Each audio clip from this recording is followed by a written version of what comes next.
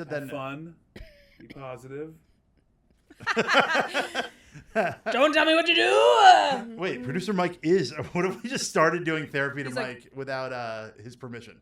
We kind of did that. We always do that to him. Yeah. We literally are like, Mike, because also there's so many times where we're like, we're going to be there right on time. And then we just like never show up. And he's like, hey pals, where are you? And we're like, oh, we're losers and we couldn't make it. We're in Rhode Island. We're not even in the state. No, we're like, there's poop all over the walls. Please, Mike, take mercy on us.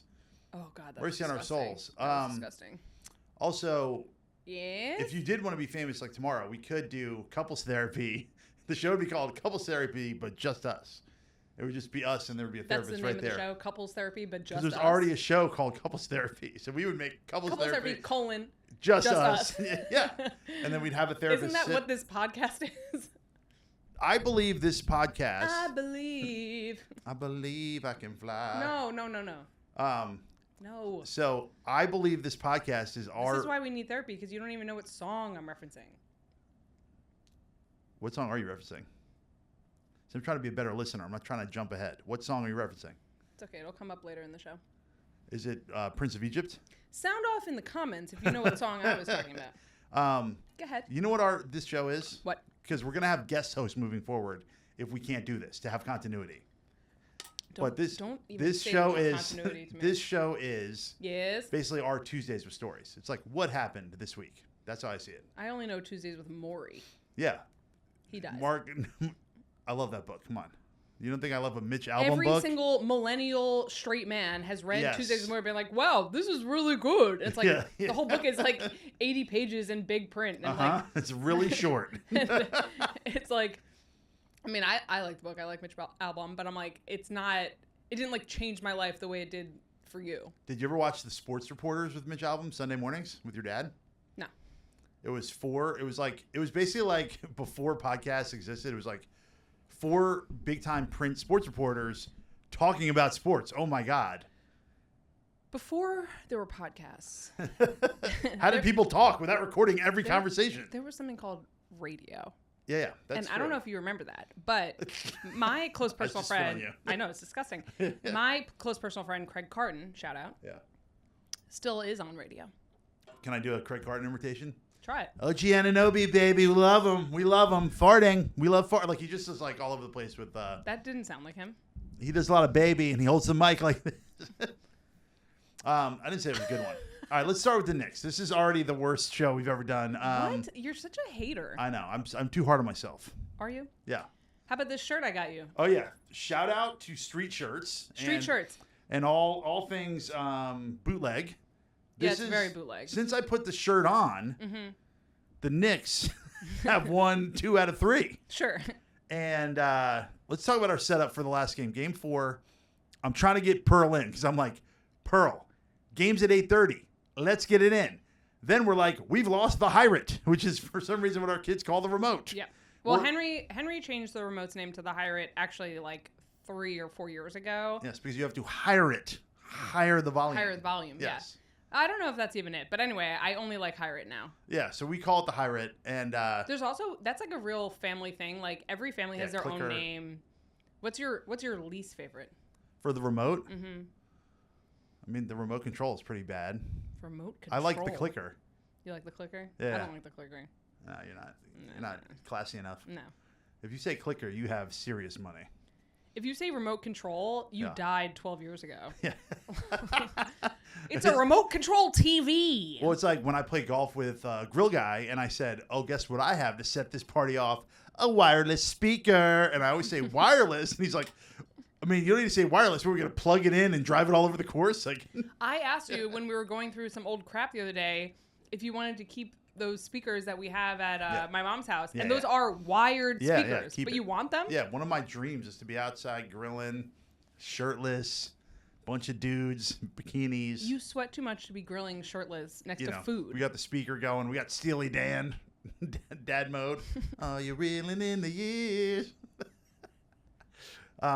Let's talk about the Knicks. So we're flipping the house like we're looking for drugs in Goodfellas, okay, to get the Hirate. Oh, to get the Hirate, yeah. To find the Hirate. Finally, we find it. I'm a little annoyed because I get a text that says all-time great anthem from Ari Finley's group family Knicks chat that I'm on for some reason. Right.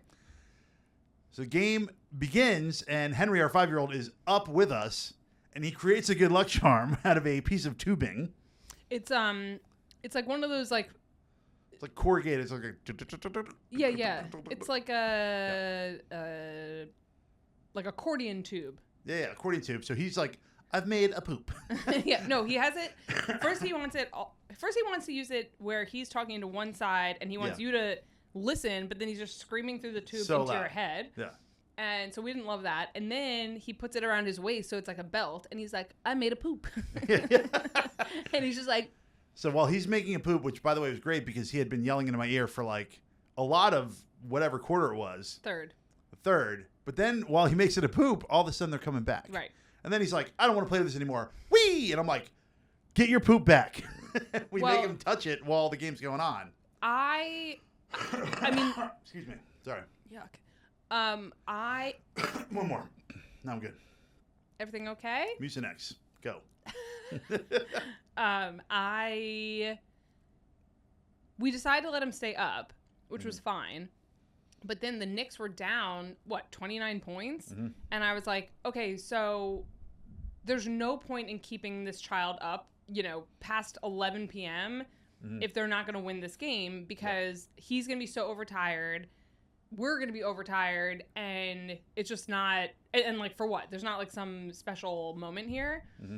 But then once he made the poop out of a tube, he like the Knicks are coming back. The Knicks are coming back. So then I'm like, they could really do this. Like they could really do this. But then he was over it. But I was holding him and holding the poop on his leg. Yeah, and but then, that was only the last 3 minutes of the game. Because he was over it. But then when they were scoring, I was also electrocuting him, which was I would take him to be like, ee, and he loved it.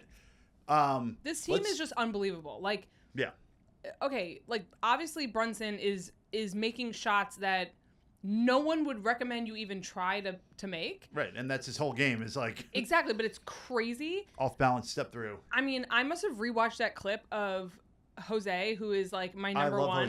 I love Jose. His accent is incredible. Jose, what is it? Brooklyn. Do it. I can't do it. He sounds like Larry David. No. He is like a New Yorker from the start. Mm-hmm. He's high school rivals with what's his name on the Spurs. Who? De'Aaron Fox? No. I gotta look it up. But they went to rival high schools. Yes, and his trademark move, which you've seen, I'm sure, is he hides in the corner. You've seen this? Yeah. Yeah, and he did in college, and they were like, "This will never work in the NBA," and then he just started doing it in the NBA. It's so like playground. Pure confidence. But he literally just looks like he's having fun and like actually is excited to win the game. Him making that shot over Wemby is absolutely crazy fun, like beach style basketball. Beach style. I like that beach style. Because it's just like we're just like messing around and it's like why not? And we're just gonna like jump in the ocean after this. And it's like that's like the energy he's bringing to the team. Yeah. And then like they're all kind of playing like as if like what they're doing now is like fun and exciting. And of course right now it is fun and exciting. Yes. But like it wasn't like this whole season. Well, I want to start at the very beginning with the Spurs and the refs, okay? Because everybody thought the refs were extending. Mm-hmm. Alvarado in the first half shot a shot, and Luke Cornett, I'm just looking up something. He goaltends the shit out of it, and right. Everybody's like, that's a goaltend, and they miss that. They missed a bunch that were really egregious. Right. The second big insight I have about this series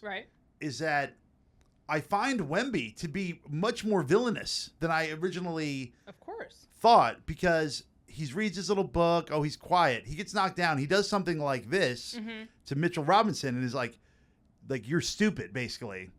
Well, the Spurs are stupid because they could have held the ball and just got shot clock violations. And instead they're like, analytics, new school, shoot threes. And I don't mind shooting threes, but they didn't make any effort to slow it down, get fouled, grind it out with a 29-point victory. And then how many times did they just throw it away in a very third grade style where they were like De'Aaron Fox had a couple passes where he just threw it to a guy and hit him in the back. Yeah. To the point where I was like, point shaving? Oh. Yeah, it crosses my mind now, unfortunately. Well, as you know, I like him. oh, I love him. But I'm like, as you know, I feel very strongly. It doesn't take the craziest of conspiracy minds to go, they want more games. The Knicks were never going to sweep because everyone stands to make not just a little bit more money, but billions of dollars more if they keep the series going. Right. So like point shaving or whatever, or the refs being whatever. Is everything okay here? I'm sorry, I got to do one more adjustment. God, help me.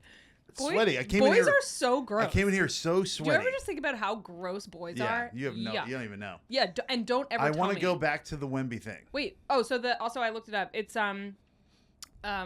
Julian. What's his name? Champagne. Yeah. Who I either had him or his brother when they were at Pitt on TV. So Shout out Jose to went myself. to Christ the King. Yep. And Julian went to Catholic High School Athletic Association, which I guess are like, oh no, that's the league. Sorry, he went to Bishop Laughlin. There you go. Sorry. But what does Wemby do in this series? He's flagrant fouling. He's elbowing people. Did you see the clip where he goes to the screen and he like jump kicks into the screen? He's very unlikable, and not only that, he actually has no go-to move. And for a team that he doesn't need a go-to move. He's 7'8". No. He does. He's Duncan, so big. Tim Duncan, the boar that he was, would get it down there and he'd hold it. And if he got double team, he'd throw it out. If he didn't, he would take 2 dribbles this way and shoot a jump hook, or he would go that way and shoot a bank shot. I think the other thing, first of all, I never found Wemby likable. I think that was sort of like a PR push to make him, more of the people. I think he's very smart. I think he's very interesting, but I don't think he's particularly likable. And I think that he, coming to New York and starting this series, I think he was like, I think he is very competitive, and I think he's like, I am here to win. Yeah. And then on top of all of this, he's 21 years old. He's like essentially a 22. child. He's 21 or 20. Ooh, guess that age. Our boy Dylan Harper is 20. 20. I love Dylan He's Harper. playing great, and he really is a child. They went away from him late in the game for some reason. I have no idea why. Because he's a rookie. I'm just saying the difference between, like, think about yourself at 21 versus 22. Like, oh wow, now you're an adult. No, he's a child, and that's the alien coming for me. I think that when I see him try and do some of this stuff, or like throw Brunson's head into the ground, I'm like, that is childish behavior. That's immature. Mm-hmm. And if he wasn't so big and so dominant, quite frankly, he wouldn't get away with stuff like that. He would be like, we're like the whole league is kind of like, yeah, but he's doing big things for this team because he is so tall and so skilled. But it's like, he's still a child. I don't know. Like, the series is about as physical a final as I can remember. And although, like, I love Breen, mm-hmm. the Breen, Legler, Jefferson booth was not my favorite, but it's rounding into shape. And one of the main reasons is because Richard Jefferson is actually keeping it real about the refs. Agreed. He's going, not a lot there. Or he's going, that's crazy. This should be flagrant. And, like, Wemby's right on the brink of getting too many flagrants and missing a game. So I understand that the refs, like, that's one where the refs are certainly aware of it. And they're like, we're not going to, like, make the star miss a game, because that really swung Golden State against the Cavs when it happened to Draymond Green, who, by the way, I'm not a fan of as a broadcaster. I don't know why he's with the other guys. He's got the best agent since John Cena. I think that people really love Draymond Green. They really do. Who? The people. Who are the people? Women. Women love Draymond Green? Yes. This is the hottest. This is your Low Subway take. Low, save it. Low, I got a good one. Low sweep. Is that your low sweep? The women love Draymond Green. No, I think that they really do, because he obviously is a great player, but he was very much a bad boy in the sense that he's kind of a bad person. He's kind of like aggressive in a way that he didn't actually have to be, to the point where he missed a game. Anger problems. Yeah, but like, I can relate a little bit. I mean, I think that actually a lot of fans at home, not just women, can relate to that, because we are sitting at home, like, we're all sitting at home thinking that if Henry keeps his plastic tube on his head, that's like, we're all like superstitious. We're coaching the team from in front of our screens. We're, you know, after that big win and I wore my jersey to work, I'm out here like high-fiving the doorman. I'm like, you know, strangling children on the subway. I'm like, you're high-fiving people, catcalling you. You look for good, sure girl. I was. For sure I was. The city, let's talk a little bit more about the vibe of the city, But I'm because just I'm saying, getting like, texts from other people that are like, how's the city? The city has come alive. Oh my God. It's like, I mean, yesterday I went to Trader Joe's, you know, late in the day, like 7:30.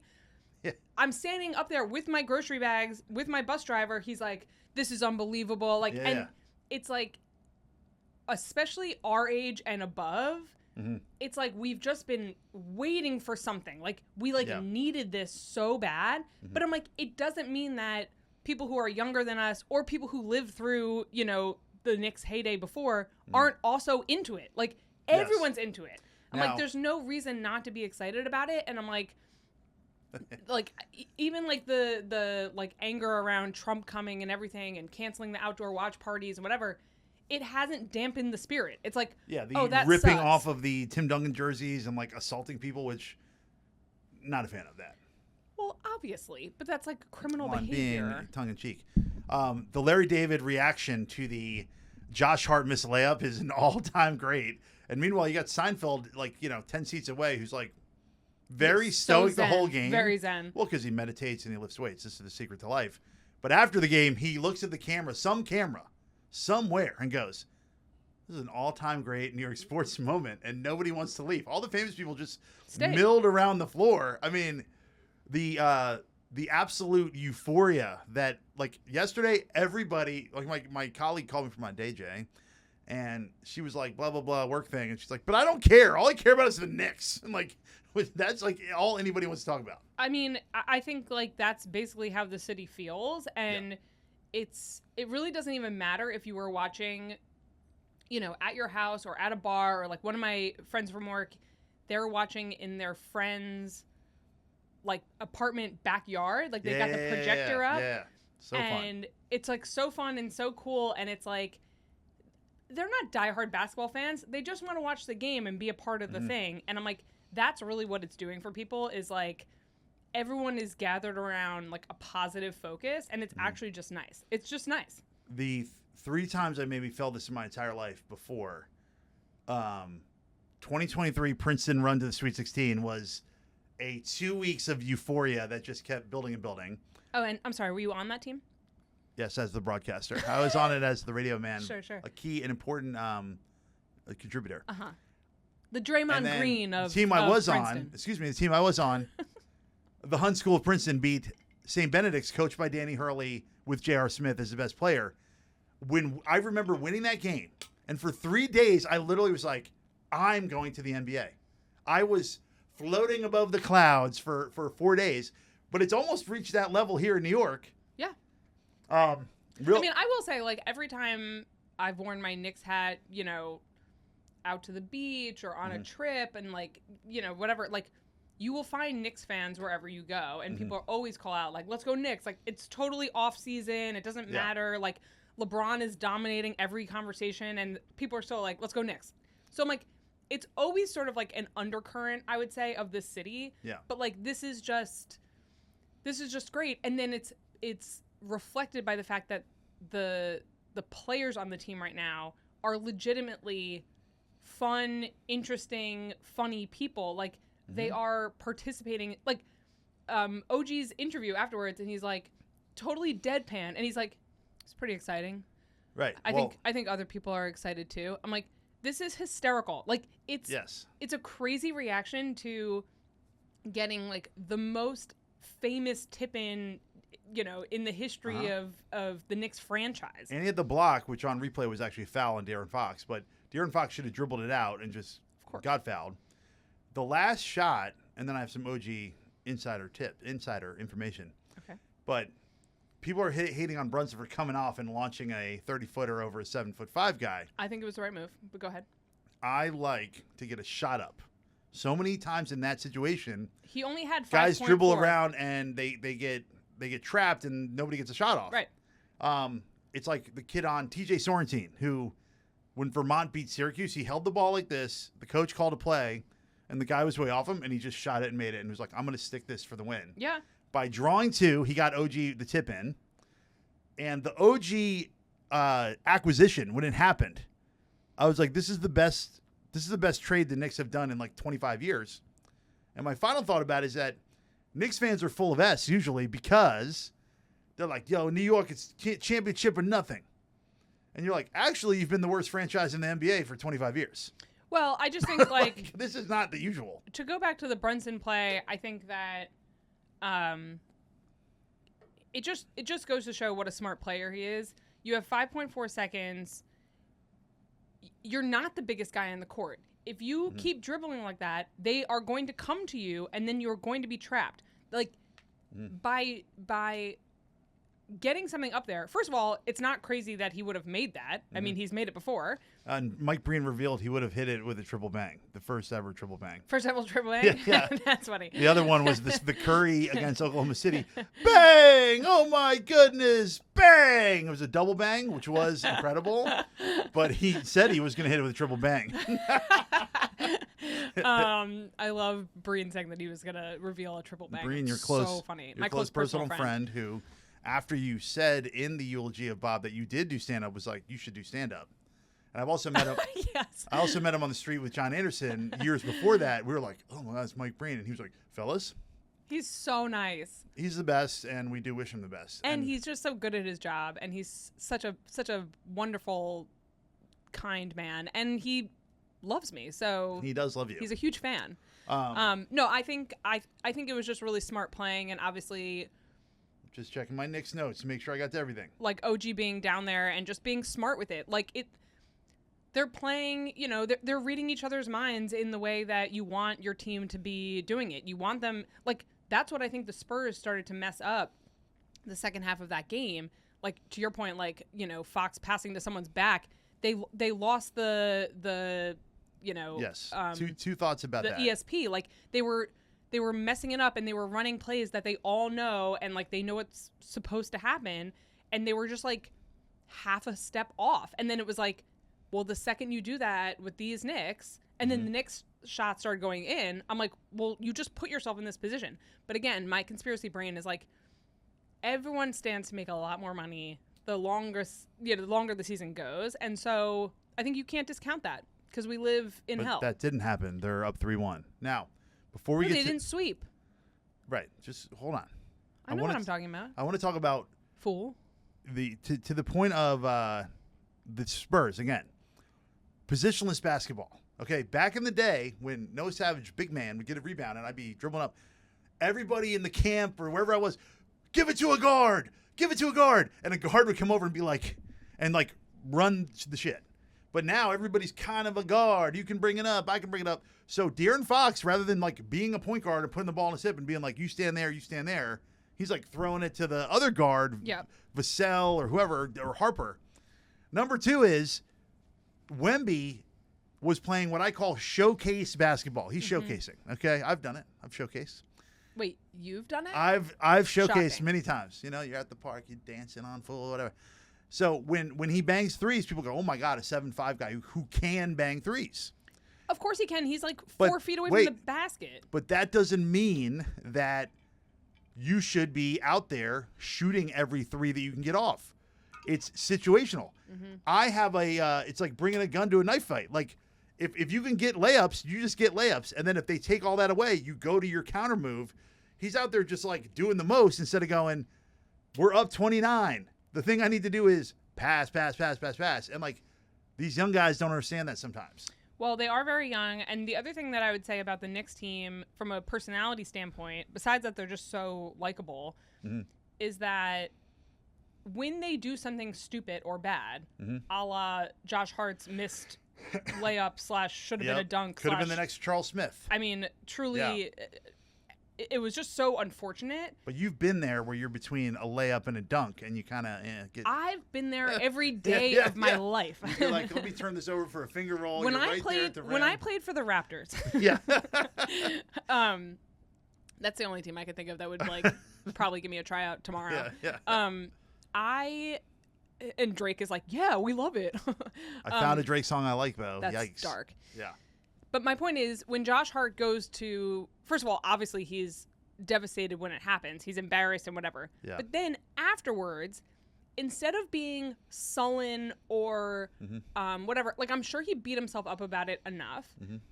They won the game, so it was a net positive. Mm-hmm. And instead of just being like, either like that didn't matter or it was like the worst moment of my life, he speaks about it in this like very human way. And he's like, that was terrible. Like, thank God OG saved me. And it's like refreshing to see just people playing and making mistakes and then talking about it like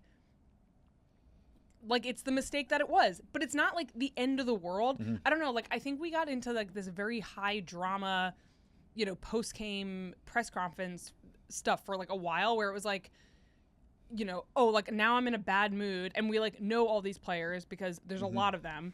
Now I'm in a bad mood. I'm going to sit here slumped over. I'm pissed at myself. I'm pissed at my teammates. I clearly blame one person for it, but I'm like not going to say who it is. And it's like the Knicks, win or lose, they're kind of coming out being like, you know, we got to do this a little bit better. We did this, you know, well tonight, whatever. Like, it just feels very like if our kids grow up to play sports, which they probably will at some point, this is how you would want your child to react in the situation. To really care, and then like to really it's care still a and really game. try, but then be like stuff happens. Like sometimes you go up for a dunk, as I've done again many times, soaring above the defense, and then I'm like actually halfway through the air, I'm like, is this a layup? And then it's neither. 360. Yeah, it is neither. Yeah. Then I windmill my arm around. One final thought here, and then we'll move on to the second sport we cover, which is Bravo. Which I thought about making our whole podcast basketball and Bravo, but wait, now I forgot my point. Yes. What? Yes. Hold on, this is an ultimate brain fart. I'm literally like, I had a final point. I heard from an insider mid-season that OG Anunoby hates playing with Brunson. Interesting. Because Brunson just has the ball the whole time, going 1-on-5, 1-on-5. Okay. Now, that may or may not still be true, but I think that when you see him be like, I did that, I think OG thinks he's like one of the best players in the league, period. And he's like, I never get the basketball, and when I do, something good happens. And that's where I think the and he's already won a championship with another team. Right. So that's why I think he's like, he's like kind of like, this is what I do. Like, yes. I think like fans actually love and appreciate them both, but fans see Brunson as, you know, dad mode. Like he's like keeping everyone, you know, centered and whatever. And then he's also doing, you know, a lot of ball handling and whatever. He has the ball a lot. Fine. A lot. But I think that there's a couple other players on the Knicks right now who are like, that could be me if you just gave me the chance. But I think, you know, coach is like, but this is working, so we don't actually need to change it right now. And I could see that being really frustrating for someone who is as talented as OG. But I'm like, man, you got to just like wait it out for a second. You just got to wait it out for a second. I was on a team in at West 4th Street that you saw me, where I got blasted in the eye and fouled, and the guy hit a game winner over me. And the player such a good time. And the player that I was guarding yelled "F you" directly in the ref's face and didn't get a tee. And then I was like, "Hey man, like he fouled me," and the guy's like, "I'm gonna tee you up." but the guy on my team, these are all facts. And then the guy had a game winner in my face. But when the guy got you in the eye with his elbow, yeah, it was just a full like puff. Well, first of all, he was 5'1", so he had to literally angle his arm up towards your face in the most egregious. Talk about a tech, and I was like, so what? Like, it was so stupid. And then he got you right in the eye, so it just was an immediate balloon situation. Yes. But what I want to say is that the guy on my team, who I've played with a bunch of times in different leagues, very good shooter, scores a lot. He's showcasing. He does great at that league, because that league's really all about like showtime, whatever. Sure. But I had to go up to him and be like, "Hey, buddy, think about passing." That's what I said to him. I said, once in a while, think about passing to the best player. Like, I was being such a jerk to him. Bless you, Mike. I think that. Well, let's move to Bravo. Sorry, go ahead. Oh no, I just think that like I did sort of have that realization, especially when they were down. before the big comeback. I was like, there are a number of players on the Spurs as well who are like, this could be my shiny moment, and coach is not changing it up in my favor. But I think that, again, that is what playing sports is all about. Like, you have to either understand what the greater good is, how the team is going to win. It's not always about you. And for a lot of these guys, that's really hard to understand because, you and I talked about this the other day about how kids, dream of going to college or play professional ball. It's like, okay, so in order to do that, you have to be the best player in the history of your high school, ever. And then it's and then even then, you're not guaranteed to have a starting role on your college team, let alone make it to the pros. And I'm like, so when you think about all that ego being on one team, because they all are good, they're not just good, they're absolutely top of their game, amazing. Yeah. I don't know if OG actually doesn't like him or he does, but it's it doesn't matter because it's all just a pile of egomania. That's what it is. But if they win the championship, all things get forgotten. Now, maybe in the championship season of probably a show that was on the way out, and we can get to the conspiracy theory again, but I'm on part 2 of Summer House Reunion. Do you want to open it up with an opening statement? Because I'm going to open it up with my impression of West Wilson, okay? Okay. Ready? Yeah, do it.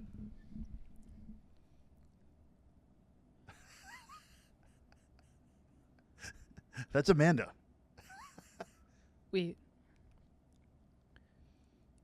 I'm sorry about that. I'm like, what? No, Amanda is this.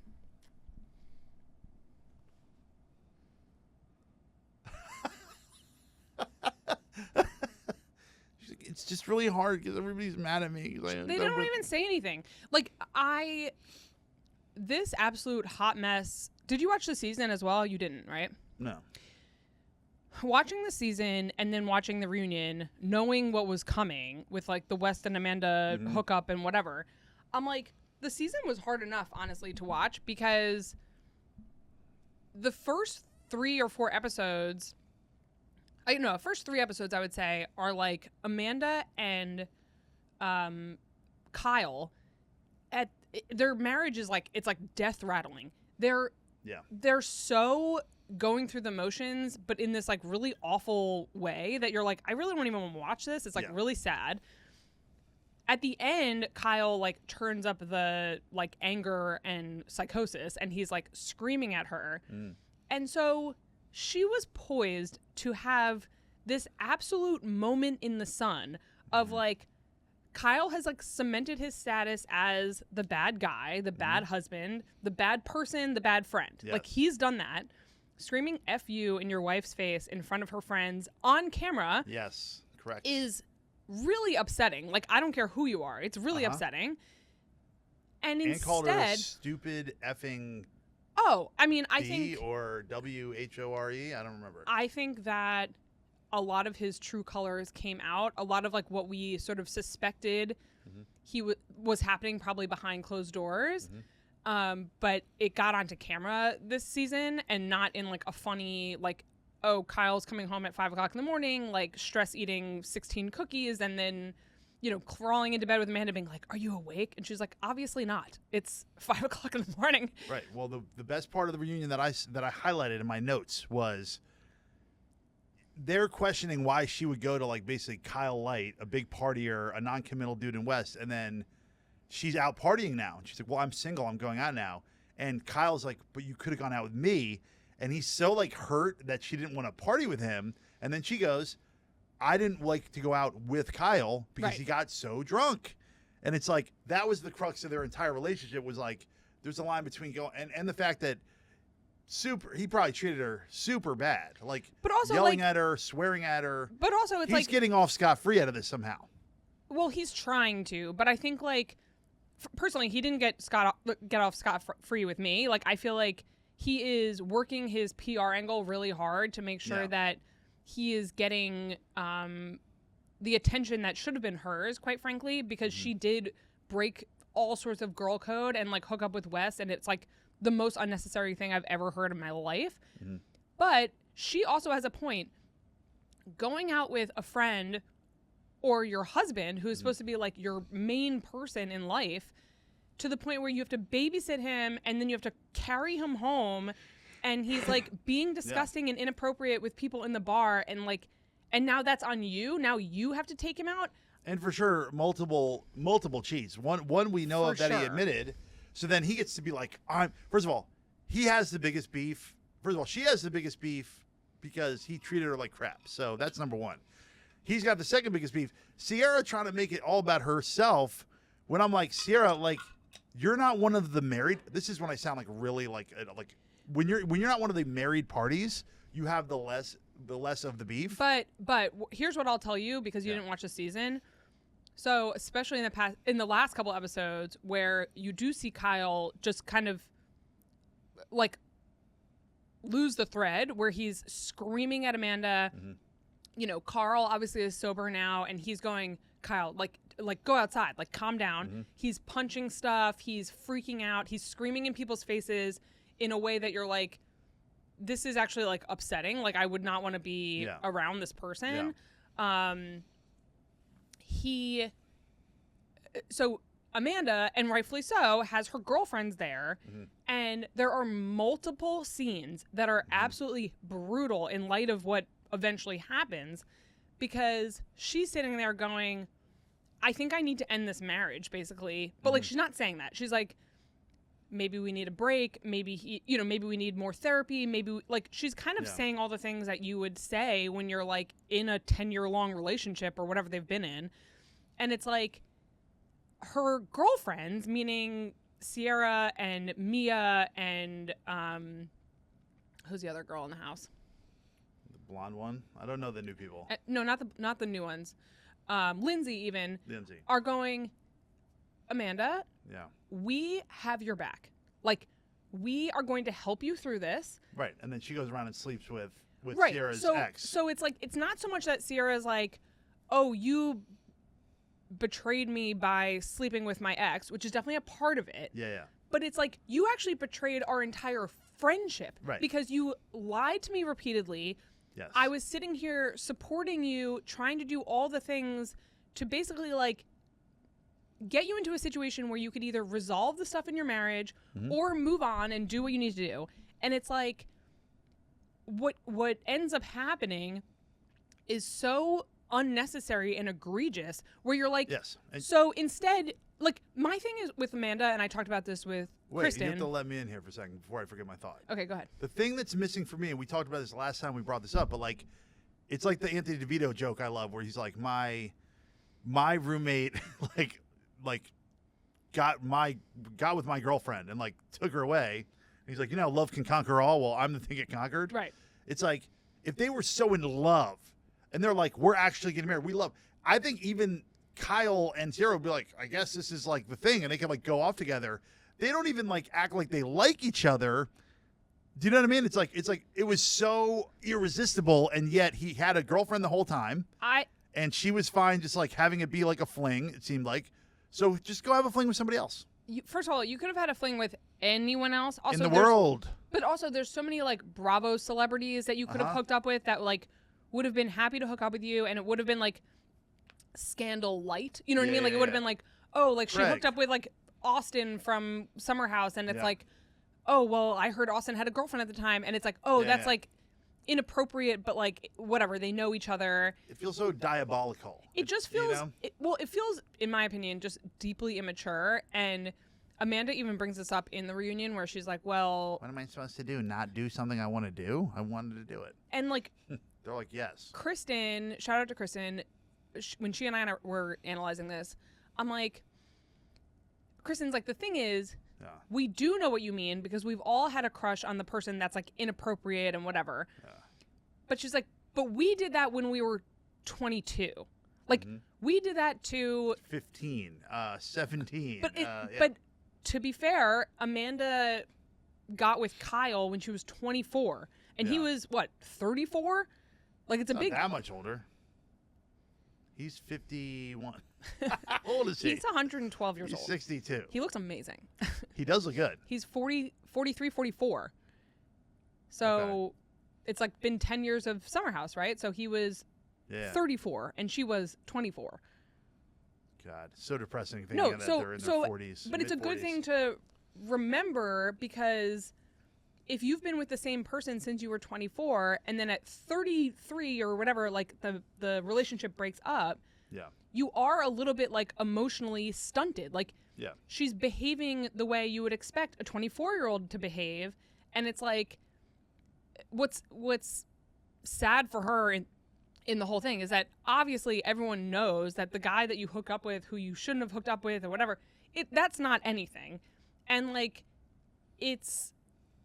I think like when you watch the reunion too, I think to me what like Sierra and whatever they're all so upset about is that these two people who are supposed to be friends of theirs, forget all the like cheating and whatever, like they straight up lied to their faces so many times. And like obviously that's like the whole Carl's a mess thing.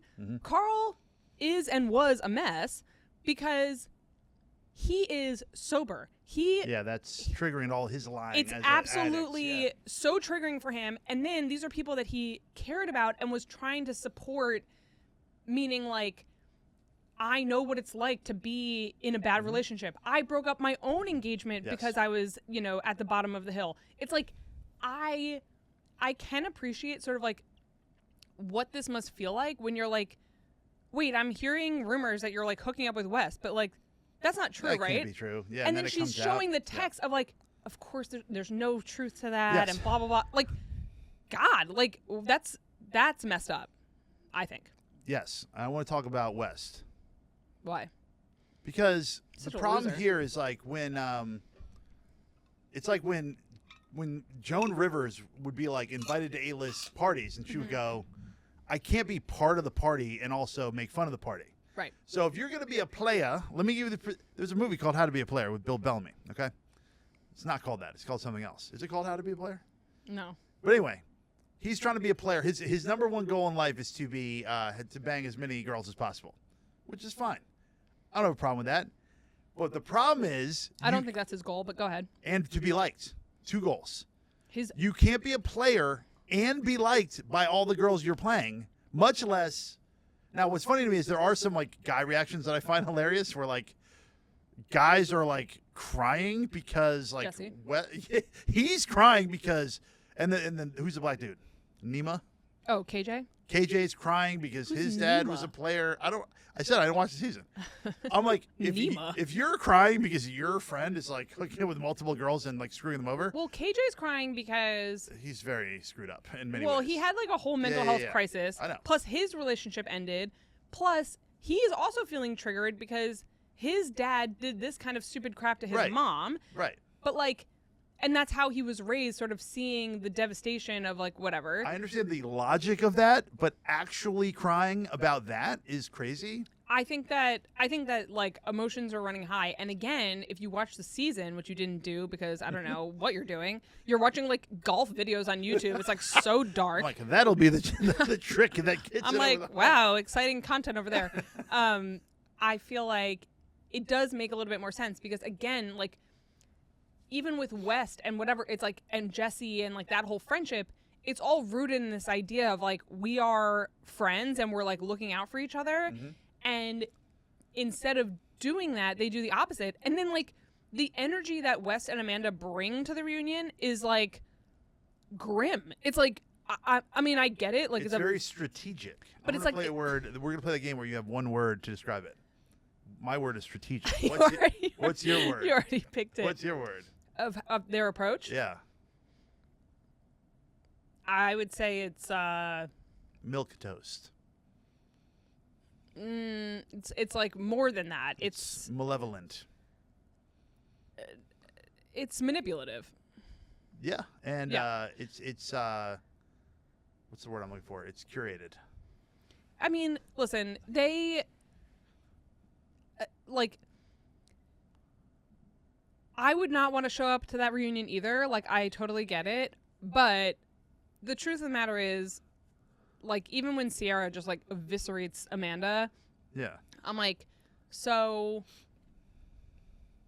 it was harsh, but it's also true. Mm-hmm. And that's obviously what Amanda was, like, scared to even confront in the first place. And it's like, I mean, I don't feel bad for them, but I'm like, there's just so much that's unnecessary, in my opinion, to having done this.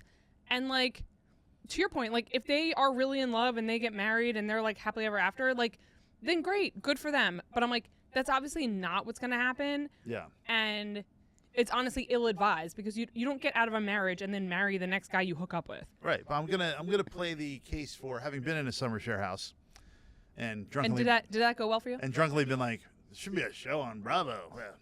Fall over. And they're like, you're too fat to be on TV. I'm like, shut up. Andy Cohen, like, gave you his card and you just, like, threw it in the ocean. He goes, instead of being on TV, you should be on Ozempic. I'm like, Andy, it's 2014. No, He already knew. 2011, probably. Oh, my God. But the vibes in the house are always, like, elevated, a little horned up, because everybody's kind of, like, drunk or hungover. Yeah, Plus you're vacillating between extreme drunkenness and extreme hungoverness. Yeah, and like the pasta of it all that wasn't in my house, but we think that some of these people are on the pasta. And I would assume. Yeah, because they're so up and so down. So it's like you see little, like, regretful West, but, like, Lord knows what the hell he's like when he's, like, all the way up. And again, it's like you can do all these things. It's like you can have an exciting Friday night and Saturday night if you're a single man in New York, but Sunday you're gonna be lonely. You can't have all the likability and just be, like, banging all these chicks and screwing them over. But also, like, these guys and Jesse included, you know, part of this was based in the fact that, like, there was, like, a real friendship element to it. Mm-hmm. That's, like, they're not just being cast in the show. Mm-hmm. Or, like, at least it sort of developed into a friendship. And so on Sunday, when you're feeling all, like, you know, Sunday scaries, etc., Mm-hmm. and you want to go sit on your friend's couch and, like, you know, watch something stupid and have a couple beers and order in takeout and whatever. Yeah. Like, that is a part of that, like, summer house cycle. Like, where, like, for people, right? Yeah, Where yeah. you go, oh, we went out really hard Friday and Saturday night, or, like, Thursday and Saturday night. And now I want the sort of, like, coziness that comes with being pals. And I'm like, but if you're going to do that, you can't just, like, Bang my separated from me wife. exactly. And or also ex. her best friend. And also, Yeah. it's like, it just feels. It's so mean. I feel like it's mean, and it's like, it's really short-sighted, to be honest. Like, it's just really short-sighted. Like, I think that it's going to be really hard for West to, like, dig himself out of this hole. Like, no one likes West now, and it doesn't mean that he's not going to continue to get girls and stuff, but it's like, I don't really see how the public opinion is going to shift back on him unless he, like, really figures out a game plan. Even their stupid announcement of, like, oh, well, it turned into something we didn't expect. I'm like, this is the most AI-generated, ill-advised stupidity I've ever seen in the history of Summer House. And I'm like, you could have just not said anything, and you could have just, like, you could have just kept your mouth shut, basically. Because, like, the faux honesty of, like, putting out a statement like that is nothing. It's just nothing. You're not to be believed.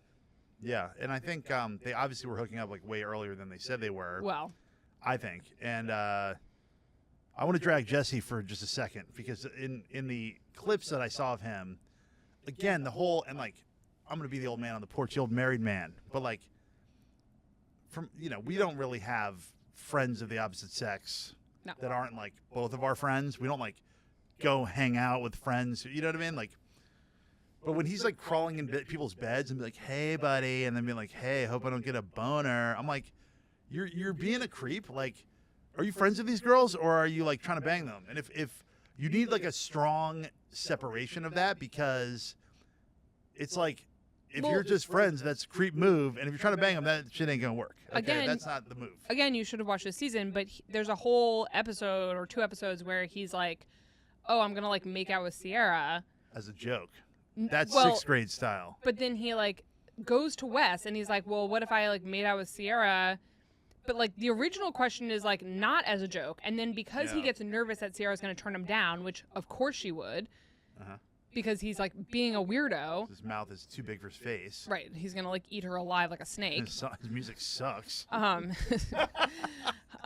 wish him the best. He also at one point reveals that he, like, goes out on dates with girls or hooks up with them, and then he, like, sends them songs. I saw that in the clip. And I was like, I'm like, even now being this far out of the dating game, I'm like, my stomach turns. I'm like, if I got a song after, I'm like, I would be like, okay, you're blocked. Like, blocked. Those things last forever, Jesse. Like, don't do that. I mean, but anyway, his whole approach to the whole thing of, like, maybe he has a crush on Sierra is so misguided and so, I mean, she handles it well, but I'm like, I would be like, this is not cool. Like, I need a break from this. Like, so you can't come, like, cuddle with me and my friends in bed if you're also, like, sitting here hitting on me. Like, that's what makes it weird. Like, I don't know. Like, he doesn't really understand where the line is, and, like, I still chalk it up to immaturity, but I'm like, I think why he was crying with the whole Wes and Amanda thing is that he has the most visible amount of FOMO I've ever seen on television.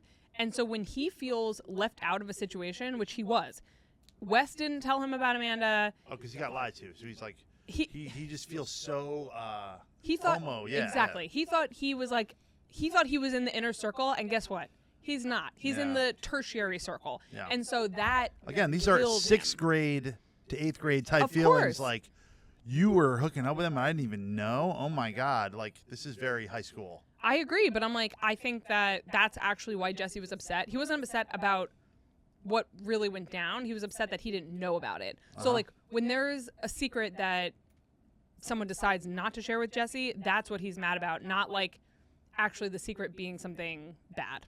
But the message of his song is good. You should start doing what makes you happy. Well, like, he's going to try and start. As he'll start falling in love. Also, before we wrap up here. Well, we have a low sweep, and then we got to get out of here. Kyle just did a big profile with People Magazine, and he wore one of the most devastating knit tanks I've ever seen. All their style, all the guys' style, and I know that I am not stylish and I don't have good style. I hate all their style. No, I think big trousers, the big, like, 70s shirt. I think that Kyle actually usually looks very put together and really nice. I mean, he's, like, understanding, like, what... Oh, yeah, I saw his people spread. He's like, I'm just trying to figure it out. I'm like, the decision to put this 44-year-old man in a knit tank just to be, like, sitting at a chair is... It's, like, absolutely unhinged. He looks... You've taken someone who, like, looks pretty good for 44, and you've made him look horrible. Mm-hmm. Horrible. I'm like, this was...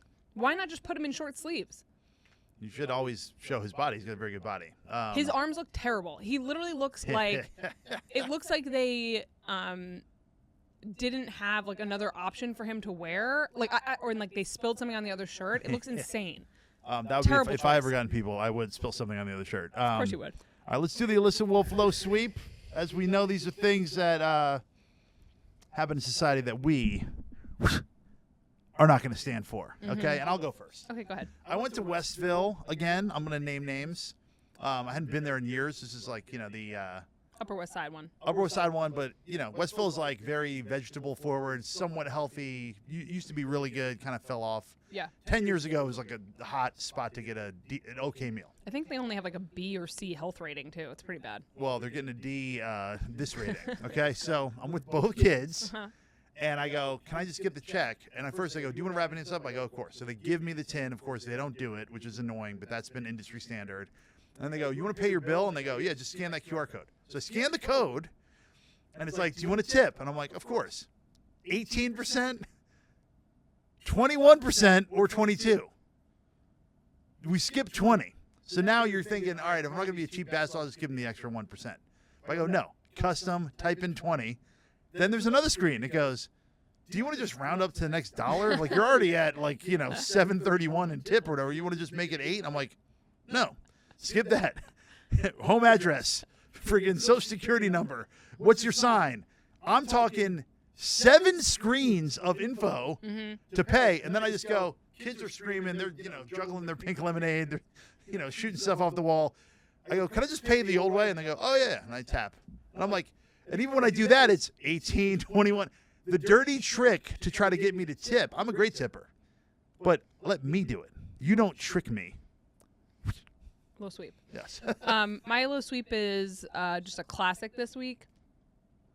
This is something that I feel was always accepted in the world, low sweep, and has recently changed in this way that I find absolutely unacceptable.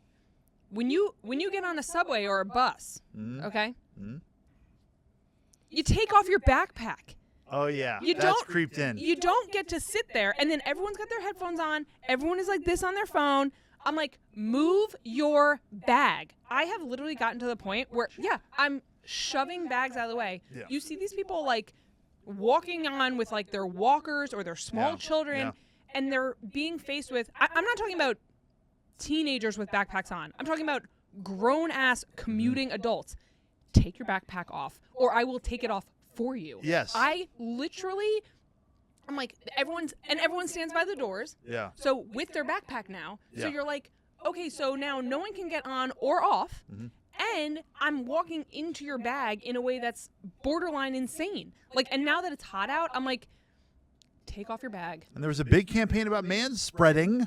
Manspreading is also still a problem, but I'm like, I can't even get to the seat because I'm being blocked in by 4 different backpacks. And then everyone's standing there like with their finger up their nose like, and I'm like, it's you. You're That's the good. problem. I think you getting on fights on buses and subways is very safe and very advisable. So please keep your level of aggression that you've had since the Look, there's only 2 people fighting the good fight, and Yeah. it's me Yeah. and Curtis Sliwa. who I met, by the way. Shout out. He's very nice, actually. All right, guys. He's got a lot of cats. Subscribe to the show, share with your friends. We have our super fans are doing the God's work. Sure. Shout out to Jackie Max, newly engaged. Oh yeah, shout out, engaged. And I went to the lovely engagement party, rooftop, lovely. Hung out with the parents. Cute. Had a lot of drinks. And Okay. they were like, "Do you want to eat all the rest of the food?" I was like, "What?" You're like, I'm not even hungry. But shout out to them and all our loyal fans. Good night. Goodbye. What an episode! What a great episode! And almost down to the minute. Look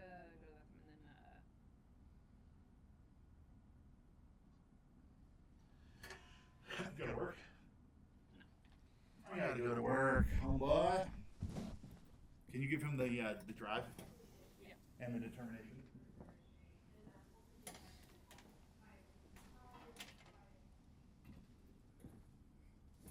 Noah, is that your disgusting tissue? Oh yes. Tissue. Tissue.